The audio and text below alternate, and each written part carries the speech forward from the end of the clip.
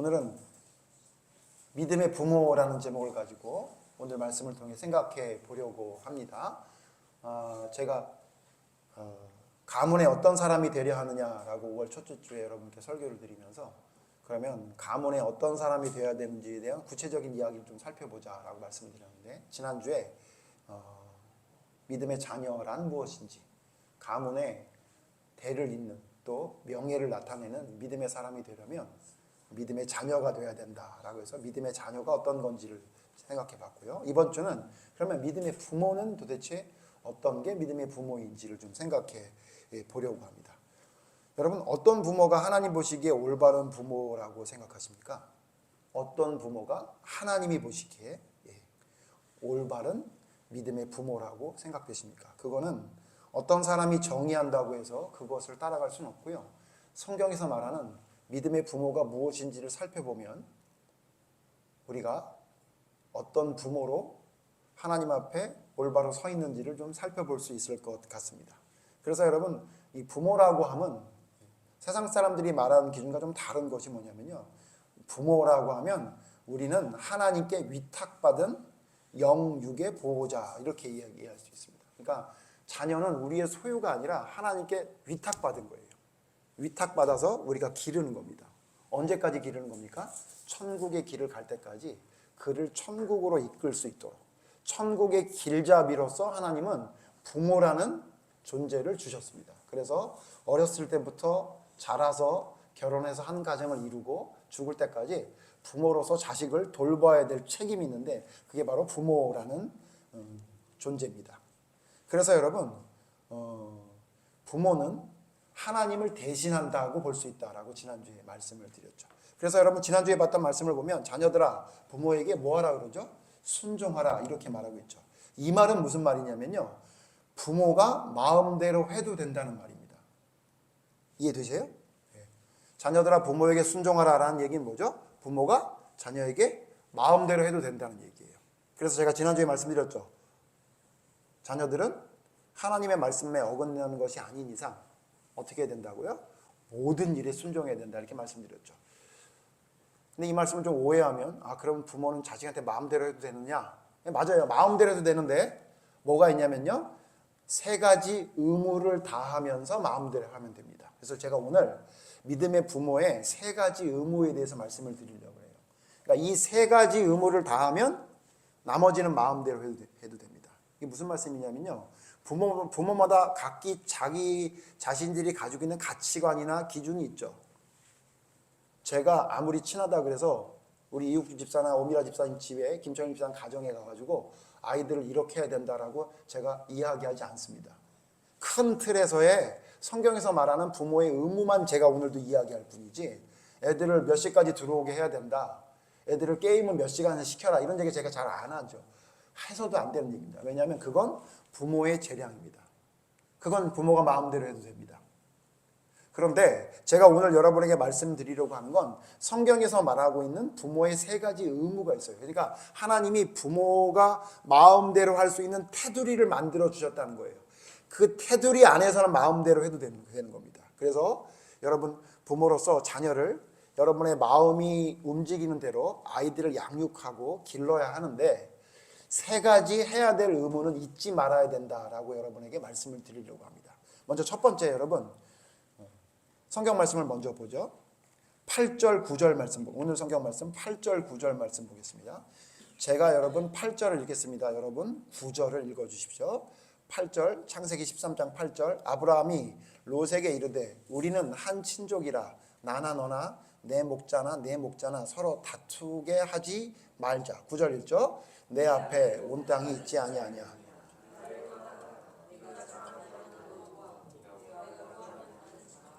이 말씀을 왜 읽었냐면요, 이 말씀을 통해 부모가 가져야 될 의무 한 가지를 우리가 볼 수 있습니다. 그게 뭐냐면요, 첫 번째, 믿음의 모범이 되어야 합니다. 믿음의 모범이 되어야 합니다. 제가 구체적으로 뭐라 그러냐면요, 말과 행동으로. 그러니까 부모는 말과 행동으로 자식들에게 믿음의 모범이 되어야 됩니다. 오늘 지금 읽은 말씀은 무슨 말씀인지 여러분 잘 아시죠? 우리가 너무도 잘 아는 말씀이죠.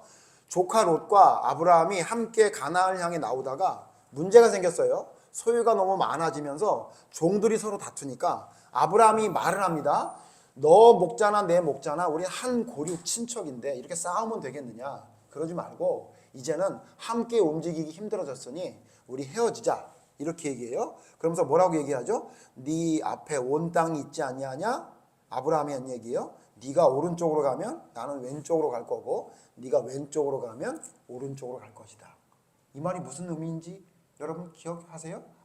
무슨 의미가 담겨 있는지 아시겠어요?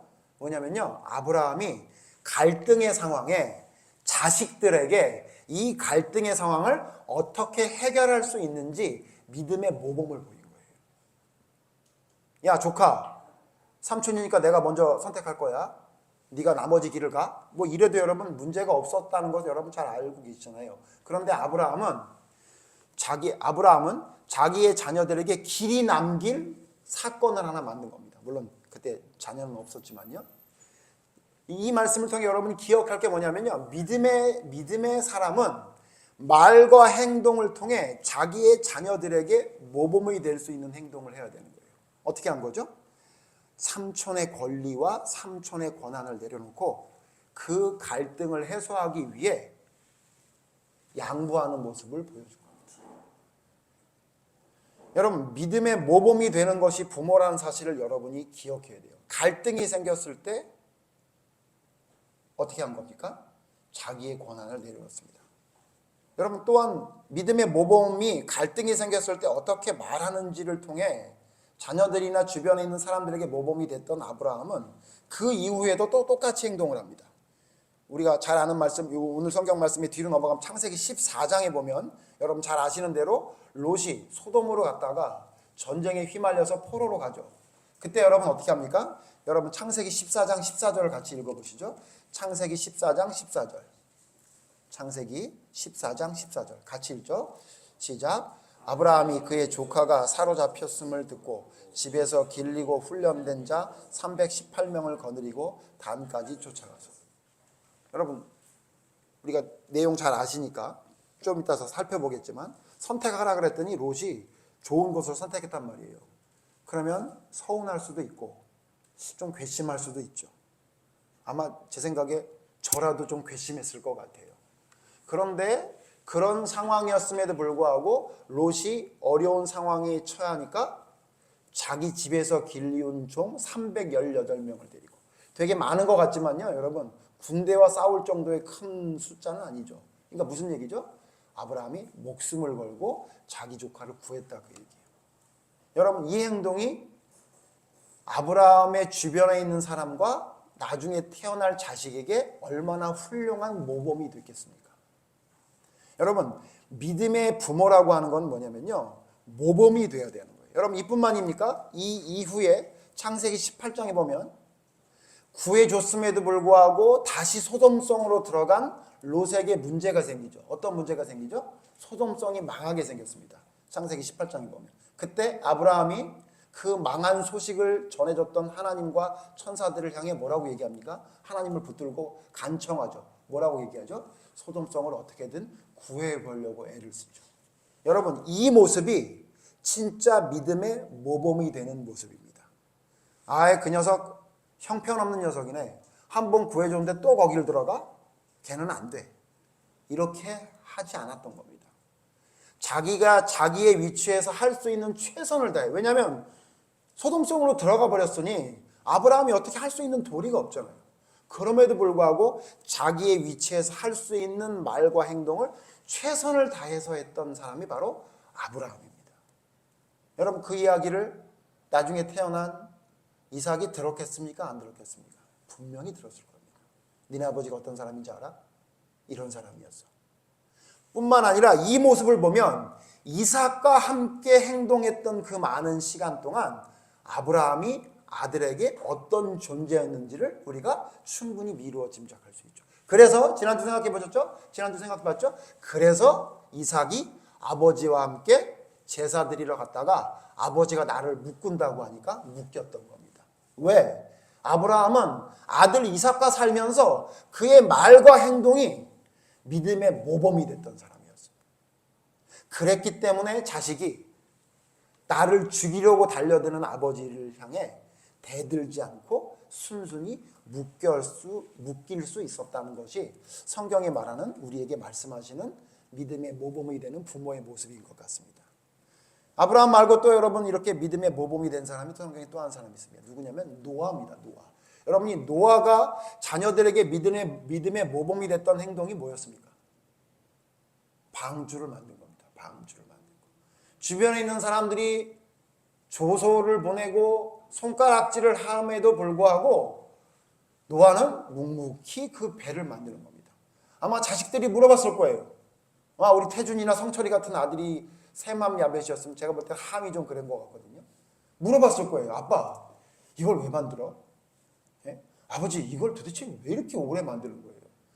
내가 아버지한테 아빠라고 할 때부터 지금은 아버님이라고 할 때까지 계속 만들고 계시는데 이거 도대체 뭐 하는 일입니까? 라고 분명히 물어봤을 거예요. 그러나 노아는 묵묵히 만들며 뭐라 그래요? 하나님이 말씀하셨어. 뭐라고 말씀하셨냐면 이제 이 배가 필요할 때가 온다고 말씀하셨어. 또 물어봤을 거예요. 너무 크지 않아요? 이건 조금 아빠 요즘 애들 말로 에반 것 같은데요. 그때도 노아는 묵묵히 뭐라고 말합니까? 하나님의 명령은 실천하는 게 맞는 거야. 우리의 머리로 이해되지 않더라도 그걸 순종하는 게 맞는 거야. 분명히 그랬을 것입니다. 그것을 보고 자랐던 노아의 세 아들은 결국 아버지의 명령에 순종하는, 물론 함이 좀 문제가 있었지만 셈과 야벳은 아버지가 흐트러지는 모습을 보였을 때 옷을 등에 대고 뒷걸음질 쳐서 아버지의 하체를 덮는 예의 바른 아들의 모습을 보였던 이유가 뭐냐면요, 바로 노아의 하나님 말씀에 순종하는 믿음의 모범이 됐기 때문입니다. 여러분이 여러분의 자녀의 부모가 됐다는 건 뭘 말하는 거냐면요, 내가 저 자녀의 믿음의 모범이 돼야 된다는 사실을 기억하는 겁니다. 그게 진짜 하나님이 보시기에 올바른 믿음의 부모의 모습입니다. 그냥 여러분이 마음대로 그냥 말하고 신앙생활은 교회 가서 목사님한테 배워라 이러는 게 아니라 그 얘기입니다. 물론 교회 가서 목회자가 여러분 자녀에게도 믿음의 본이 무엇이고 믿음의 길이 무엇인지를 가르쳐 줍니다. 그러나 여러분 일주일에 한 번 정도 가지고 자녀들 믿음의 교육이 되지 않습니다. 여러분의 삶을 통해 여러분의 그 아이들, 여러분 자녀들과 생활하는 그 생활 속에 여러분의 말과 행동이, 야, 우리 아빠를 보니까 예수님이 보이는데, 우리 엄마를 보니까 하나님의 사랑이 느껴지는데 라는 것을 느낄 수 있도록 여러분이 부모가 됐다 하면 여러분의 삶을 통해 여러분이 모범이 되어야 됩니다. 두 번째, 여러분에게 부모가 됐다 하면 두 번째 의무가 하나 있는데 그게 뭐냐면요, 12절 같이 읽어보시죠. 오늘 성경 말씀 창세기 13장 12절 같이 읽죠. 시작. 아브라함은 가나안 땅에 거주하였고 롯은 그 지역의 도시들에 머무르며 그 장막을 옮겨 소돔까지 이르렀더라. 아브라함과 롯의 가장 큰 차이가 뭐냐면요, 자녀를 기를 분위기를, 문화를 제대로 못 만들었다는 거예요. 두 번째 뭐냐면요, 믿음의 분위기를 만들어야 합니다. 다른 말로 하면 믿음의 문화를 만들어야 됩니다. 여러분, 롯이 어떻게 결과가 됐는지 여러분 다 아시잖아요. 왜 도대체 롯의 두 딸들은 그런 말도 안 되는 생각을 했을까요? 그게 왜 그런지 아세요? 롯이 머물렀던 소돔이란 성 분위기가, 그 소돔성의 문화 자체가 아버지와 성관계를 하는 게 큰 문제가 아니었던 곳이었거든요. 여러분, 믿음의 부모가 된다는 건 뭐냐면요, 내 자녀가 어떤 문화, 어떤 분위기에서 살아가야 되는지를 고민하는 자들입니다. 그래서 오늘 성경이 뭐라 그래요? 아브라함은 어디로 가고? 가나안 향해 가고, 롯은 어디를 향해 갔다고요? 소돔성을 향해 갔는데 점점 옮겨서 어디로 들어갔다고요? 소돔성으로 들어갔다. 여러분, 롯의 자녀들이 그렇게 문제가 됐던 것은 누구 탓이냐면요, 롯의 탓입니다. 롯이, 가정예배는 드렸을지 모르겠지만 나가서 생활하는 모든 분위기가, 그 문화가 그냥 세속적인 문화예요. 여러분, 아이들이 왜 자꾸 K-팝이니 이런 걸 자꾸 들으면 안 되는지 아십니까? 왜 아이들이 찬양보다 세상의 가요를 듣는 것을 부모가 왜 막아야 되는지 아십니까? 여러분, 그 음악이, 그 문화가 우리 아이의 신앙에 도움이 되지 않기 때문이에요. 여러분, 믿음의 분위기를 만드는 게 중요해요. 가나안 땅에 거주했던 아브라함은 늦지막 아이를 낳았지만 이삭은 그 분위기에서 살았을 것입니다. 그러나 롯의 자녀들은 어느 분위기에 산 거예요? 아브라함보다 훨씬 더 편하게 살았을 것입니다. 예? 하수시설이 더 잘 됐을 것이고요.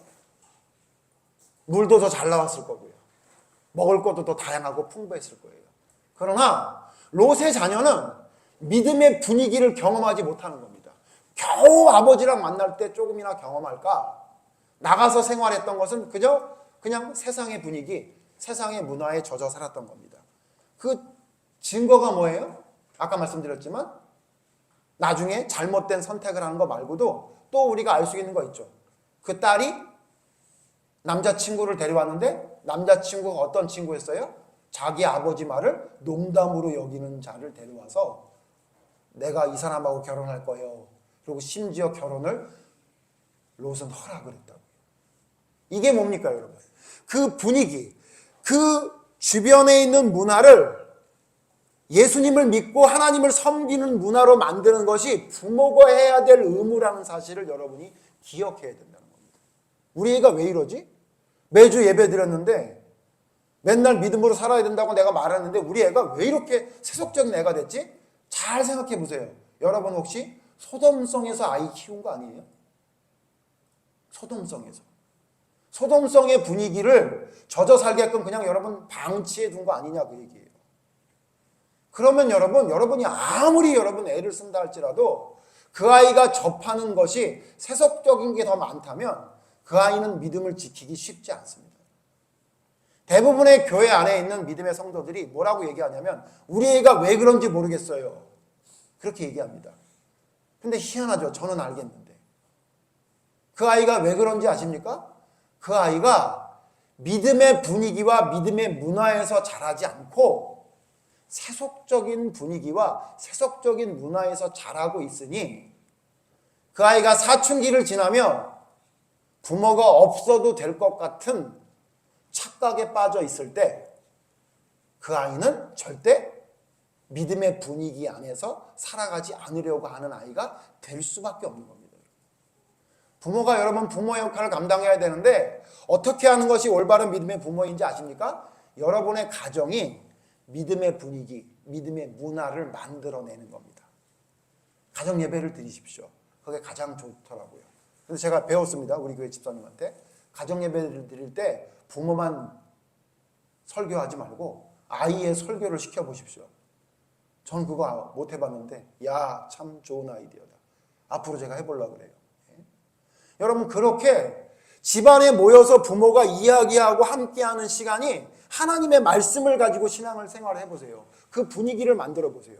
그 아이가 아무리 세속적인 것을 한 중앙에 떨어져 있어도요.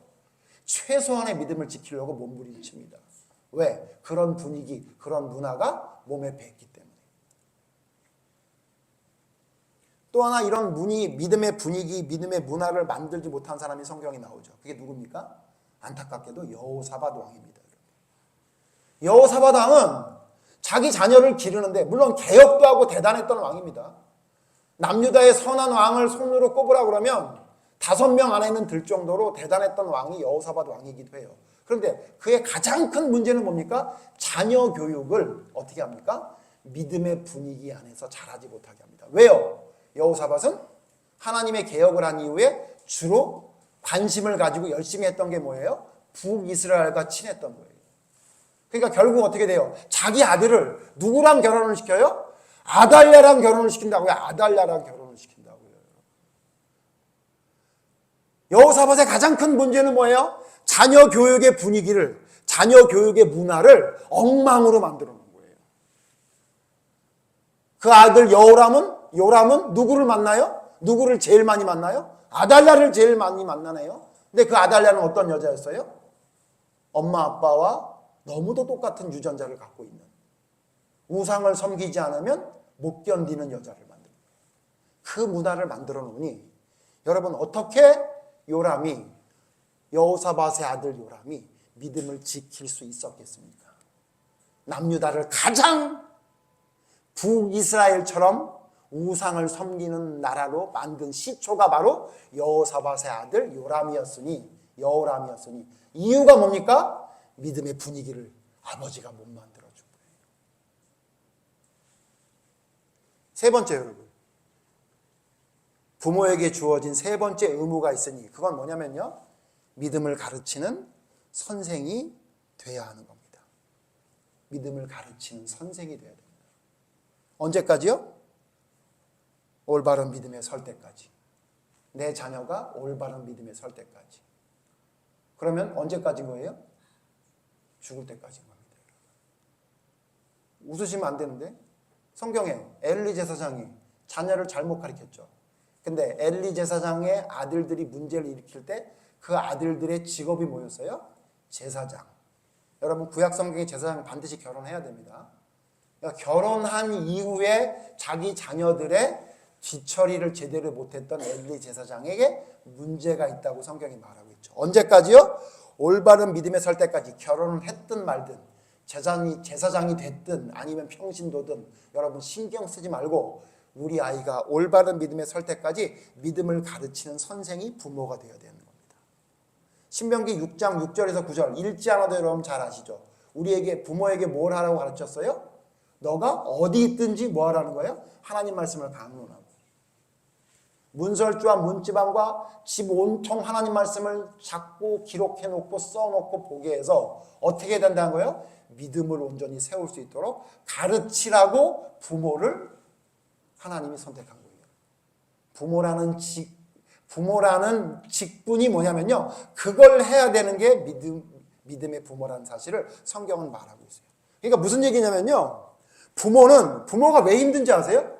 부모는 육적인 돌봄도 해야 되지만 영적인 돌봄도 해야 되는 거예요.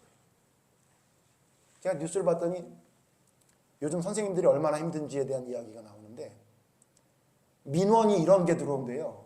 아침에 학부모가 선생님한테 전화를 한답니다. 뭐라고 연락이 오냐면, 선생님, 우리 애가 빨리 가느라고 머리를 감고 드라이를 안 하고 갔으니 우리 아이 감기 걸릴지 모르니 드라이 좀 시켜주세요. 이렇게 민원이 온대요.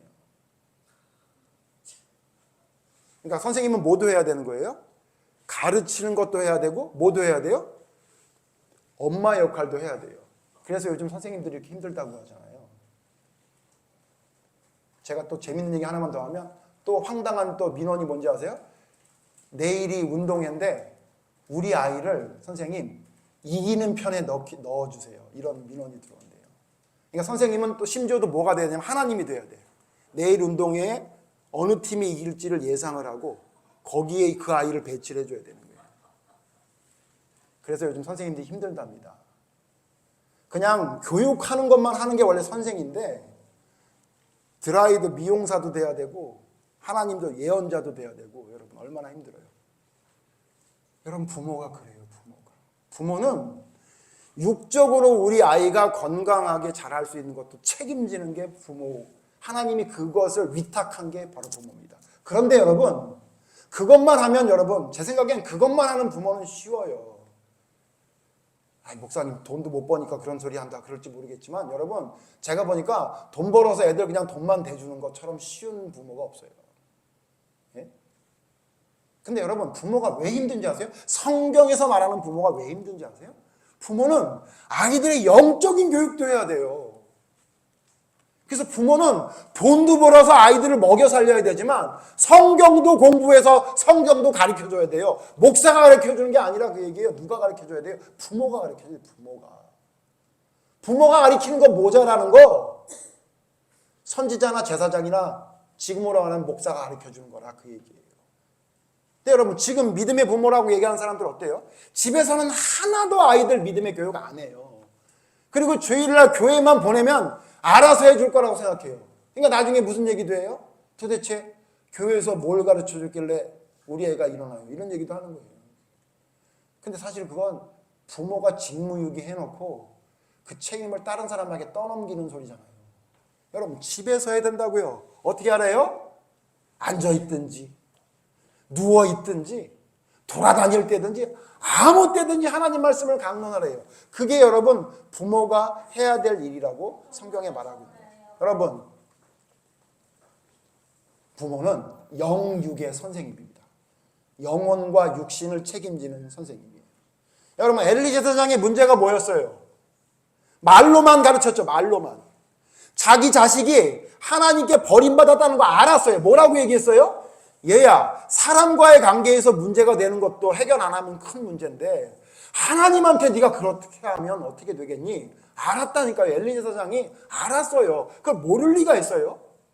그런데 자기 자식이 그런 말을 듣고 있는지 안 듣고 있는지 그 말을 듣고 그대로 움직이고 있는지 여러분 엘리 제사장이 점검하지 않아요. 그래서 여러분 잠언 23장 13절 14절에 뭐라 그래요? 잠언 23장 13절 14절 자녀를 양육할 때 어떻게 찾아보죠. 잠언 23장 13절 14절 잠언 태준이는 꼭 찾아서 읽어요.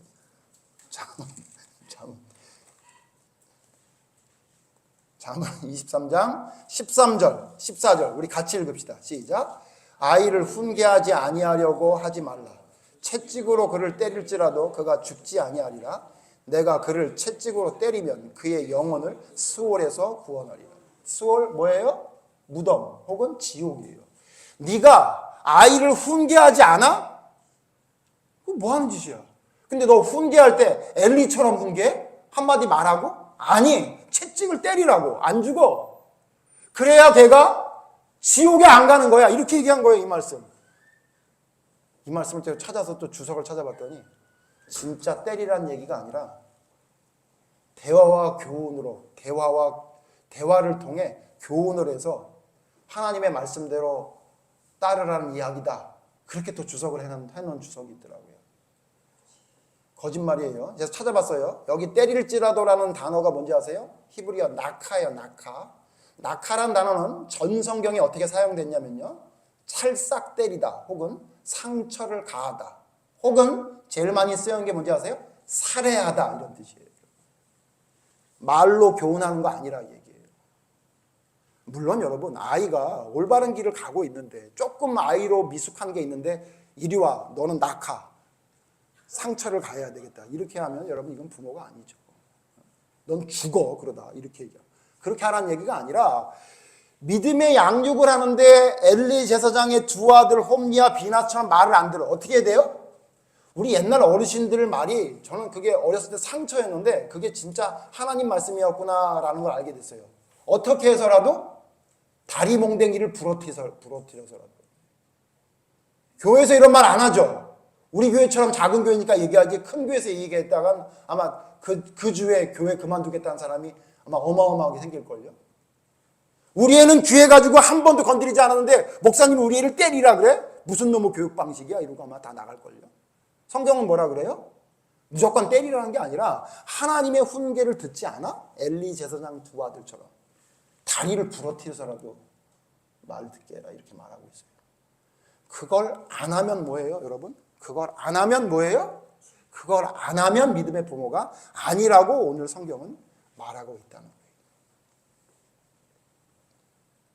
그래서 여러분 예수님이 비유할 때 아버지가 자식에게 뭘 시키래요? 일을 시키래요. 기억나세요? 두 아들에게 뭐라 그래요? 아버지가 갑자기 포도원에 가서 일해라 이렇게 얘기해요. 요즘 부모는 포도원에 가서 일하라고 안 시키잖아요. 일단 햇빛이 뜨거워서 아이가 살이 타고 예? 너무 지치면 공부 못할 것 같아서 성경이 뭐라 하냐면 아이에게 일을 시키래요. 그랬더니 첫째 아들은 어떻게 해요? 예 그래요. 근데 이놈은 대답만 잘하는 놈이었죠. 안 해요. 둘째 아들은 어떤 놈이냐면 우리 아들 같은 놈이에요. 일단 싫다 그래요. 아 싫어 이렇게 얘기해요. 딱 우리 둘째 아들이 우리 아들 같거든요. 그리고 지가 한참 생각하다 보면 에이 그러면서 해요. 뭐라는 거예요? 시키라는 거예요. 뭘요? 애들이 힘들어하는 걸 시키라는 거예요. 애들이 하기 싫어하는 거 뻔히 아는 걸 시키라는 거예요. 그래서 그 아이가 그걸 통해 배움을 갖게끔 하라고. 그게 여러분 부모가 해야 될 일이에요. 부모가. 세 가지 여러분 말씀드렸습니다. 다시 돌아보죠. 첫 번째 뭐라고요? 믿음의 부모라고 하는 하나님께서 위탁한 진짜 믿음의 부모, 올바른 믿음의 부모는 뭐 해야 된다고요? 삶으로 믿음의 모범이 돼야 돼요.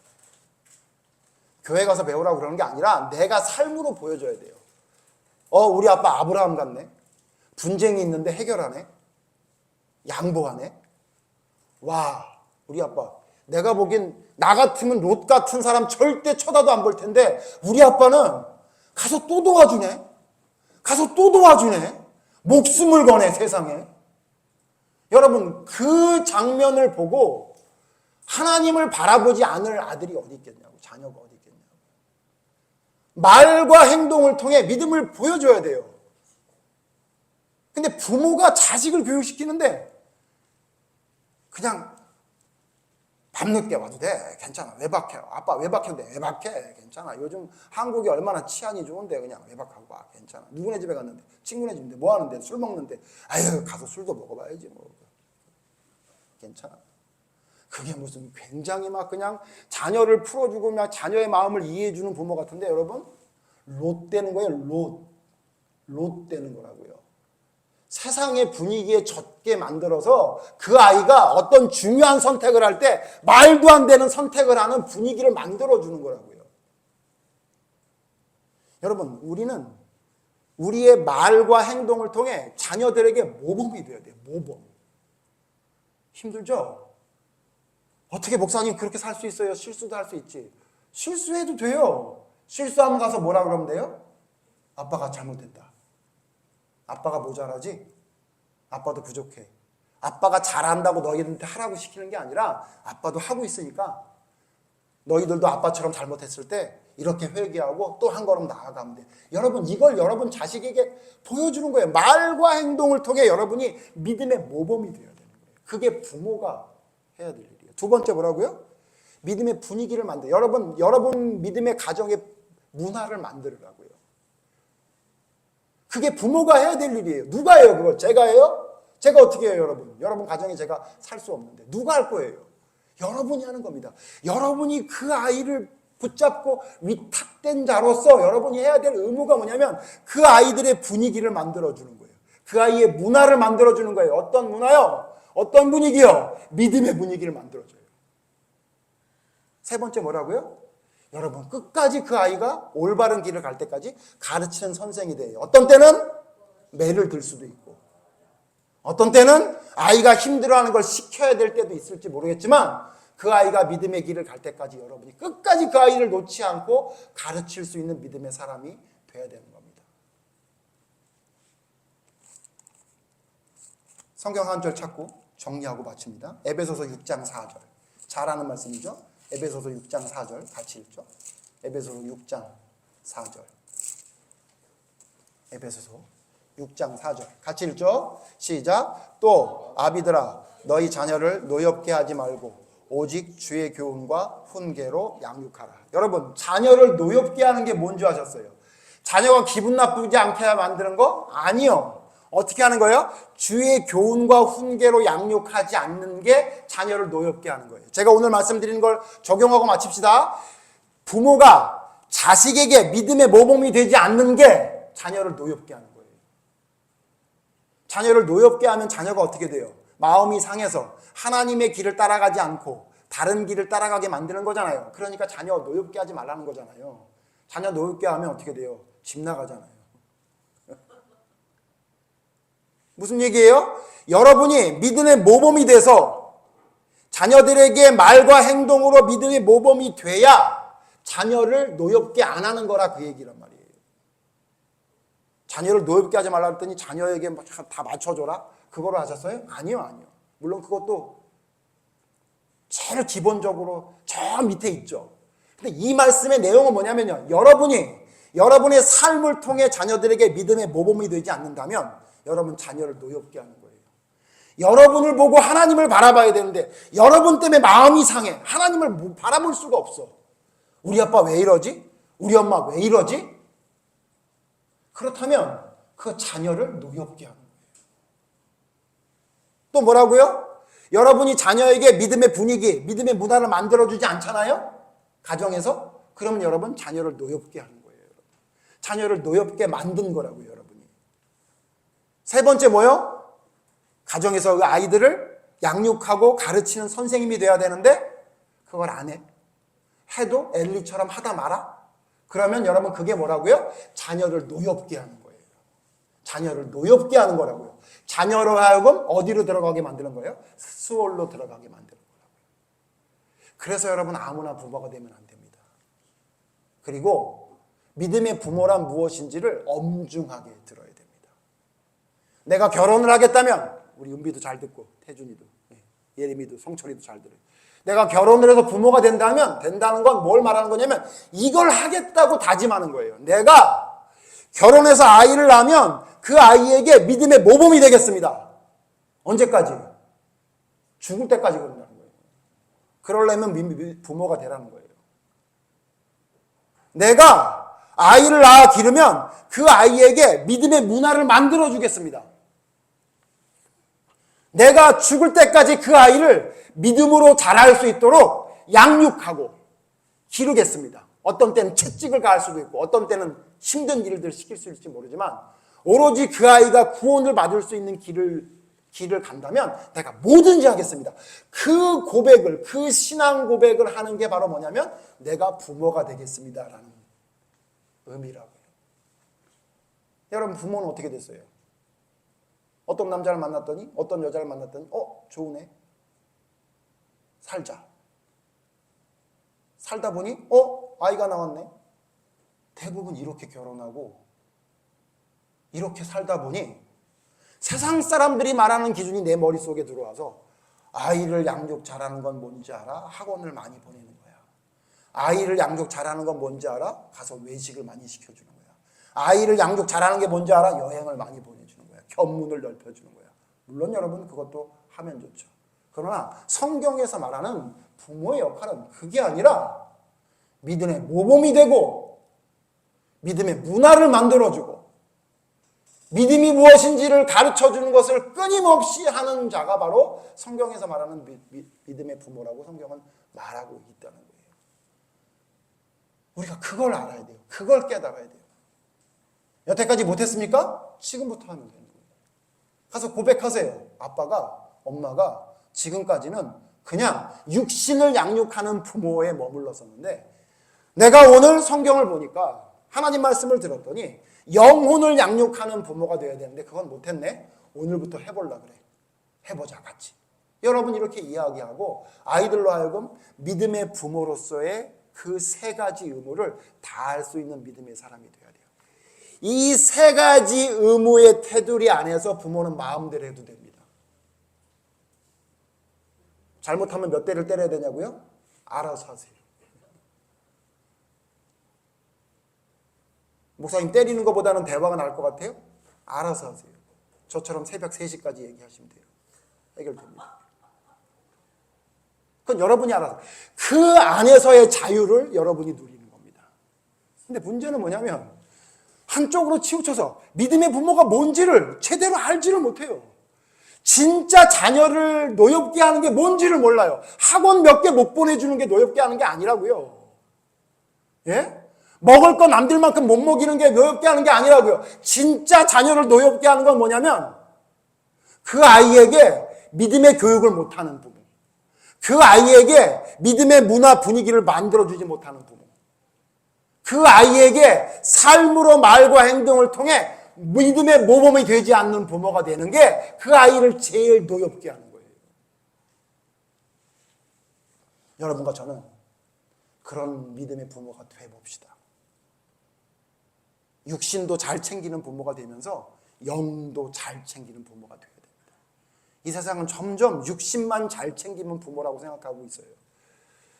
그러니까 나타난 현상이 뭐예요? 아이가 크고 나면 부모 알기를 내가 노력하고 정성을 들인 것만큼 아이들이 돌아오지 않는 아이들이 되죠. 왜 그래요? 세상에 물들게 살았으니 세상 사람처럼 사는 거잖아요. 그냥 당연한 거 아니에요 그게? 그 아이에게 무슨 기준을 여러분이 가르쳐 주셨어요? 무슨 분위기에 무슨 문화를 여러분 만들어 주셨어요? 그러니 당연히 그 한도 내에서 내가 하는 것 정도만 한다라고 하니 나이가 들면 자녀들은 점점 부모가 귀찮아지고 나이가 들면 들수록 부모는 계속 자녀들에게 서운한 마음만 들다가 외롭게 인생을 마감하는 것이 지금 세상 아닙니까 여러분? 우리는 그 물결에 올라타지 않을 겁니다. 왜? 우리는 그렇게 배우지 않았으니까. 여러분 믿음의 부모로서 여러분이 무엇을 해야 할지 무엇이 모자랐는지 깨달아 하시고 진정한 하나님이 보시기에 올바른 부모가 될 수 있도록 하나님께서 우리에게 명령하셨던 그 길을 삶으로 순종하며 그것을 자녀에게 보여줄 수 있는 가르치는 여러분과 제가 됐으면 좋겠습니다. 오늘 말씀 생각하면서 여러분 잠시 한번 기도해 보시죠. 하나님, 내가 부모로서 역할을 잘 하는 줄 알았는데 하나님 참으로 얼마나 모자랐는지 모르겠습니다. 오늘 들었던 말씀, 오늘 말씀을 통해 내가 하나님께서 말씀하신 부모의 의무를 다할 수 있는 부모가 되게 해달라고 여러분 나정확한 목소리로 회개하는 마음을 가지시면서 다 함께 기도하는 시간 갖도록 하겠습니다. 하나님, 우리에게 귀한 생명을 부탁하셨는데 천하보다 그 귀한 생명을 하나도 아니고 둘이나 보내주셨는데 그 아이들을 진정 주님이 맡겨주신 그 사명대로 온전히 감당하고 있는지 돌아봅니다. 자녀를 노엽게 하지 말라고 했는데 하나님 진정으로 그들을 노엽게 하지 않게 양육하고 있는지 우리를 돌아보게 해주시옵소서. 세속에 물들었던 롯의 길을 따라가고 있는 것은 아닌지 그 아이들에게 믿음의 문화를 만들어주지 못하고 세속적인 것에 물들게 만들어 힘들고 어려운 상황이 됐을 때 말도 안 되는 선택을 하게 만들었던 롯의 자녀의 교육이 우리의 양육은 아니었는지 돌아보게 하시고 하나님께서 말씀하셨던 그 명령대로 믿음의 모범이 되는 부모가 되게 하시고 믿음의 문화를 만들어 줄 수 있는 믿음의 부모가 되게 하시며 올바른 믿음을 끊임없이 가르치고 바로 세울 때까지 힘쓰는 부모가 될 수 있는 저희가 되게 해 주시옵소서. 주님이 맡기신 사명을 온전히 감당하지 못하고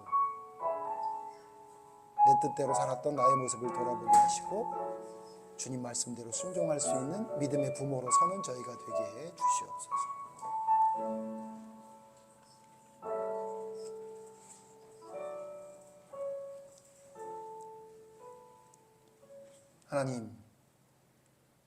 하나님은 정말로 귀한 생명을 우리에게 맡기셨습니다. 그런데 하나님, 우리는 삶이 고달프고 힘들다는 핑계로 부모로서의 하나님께서 맡겨주신 역할을 제대로 감당하지 못했던 것 같습니다. 하나님, 오늘 말씀을 통해 우리를 돌아보게 해주시옵소서. 잘못된 분위기를, 잘못된 언행을 자녀들에게 물려주지 않도록 몸부림치는 부모가 되게 해주시옵소서. 자녀가 하나님의 길을 따라가지 않는 것을 견디지 못하는 부모가 되게 해주시옵소서. 그래서 주님께서 맡겨주신 귀한 생명에게 삶으로 믿음의 모범이 되어 올바른 믿음의 삶이 무엇인지를 보여줄 수 있는 부모가 되게 해주시옵소서. 그 아이들이 자라면서 믿음의 문화가 무엇인지, 믿음의 분위기가 무엇인지를 가르쳐 줄 수 있는, 그것을 위해 힘쓰고 애쓰는 부모가 되게 해주시옵소서. 그래서 하나님의 그 범주를 벗어나지 않고 어떤 상황에도 주님만 바라볼 수 있는 믿음의 아이로 양육할 수 있는 부모가 되게 해주시옵소서.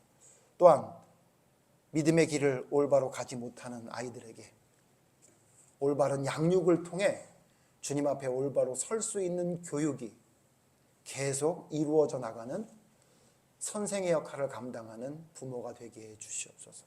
하나님, 이와 같이 엄중히 우리에게 말씀하신 부모의 역할을 온전히 감당할 때에 부모의 믿음 또한 바로 세워지며 그 바로 세워지는 부모의 믿음을 보며 자녀들이 올바른 믿음의 사람으로 서게 될 줄로 믿사오니 직무유기하지 않게 하시고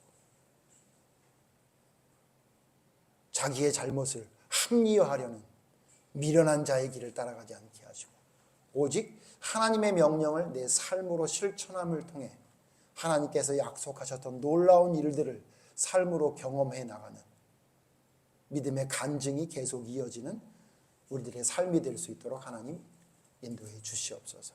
오늘의 귀한 말씀 기억하며 아브라함과 같이 부모의 역할을 감당할 수 있는 믿음의 사람으로 설 수 있도록 하나님 이끌어 주시고 인도해 주시고 힘 주시옵소서.